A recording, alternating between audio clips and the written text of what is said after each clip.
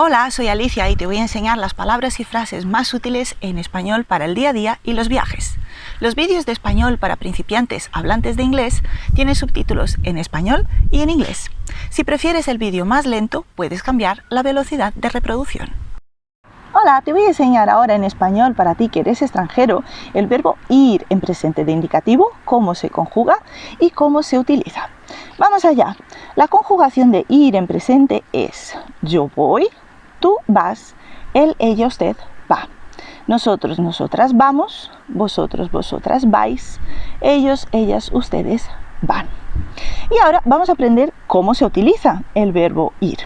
Si lo conjugamos en presente y añadimos la preposición a y añadimos un lugar, estamos indicando el desplazamiento. Por ejemplo, voy a la playa.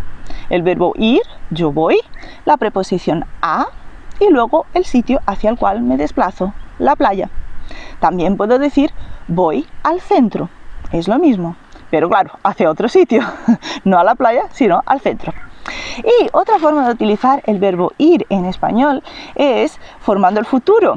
Muy fácil. Vamos a conjugar el verbo ir en presente, vamos a añadir la preposición a y vamos a añadir un verbo en infinitivo. Ese verbo en infinitivo no se conjuga, indica la acción que se va a producir en el futuro. Por ejemplo, yo voy a comer.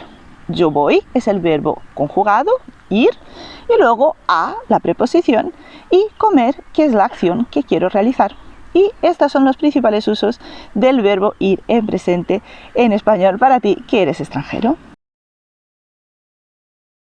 Hola, espero que te haya gustado este vídeo. Si te gustó, tienes más contenido totalmente gratuito para seguir aprendiendo español desde cero y con explicaciones en inglés. En la descripción del vídeo tienes vídeos, audios, PDF y también un curso online de autoaprendizaje con certificado y explicaciones en inglés.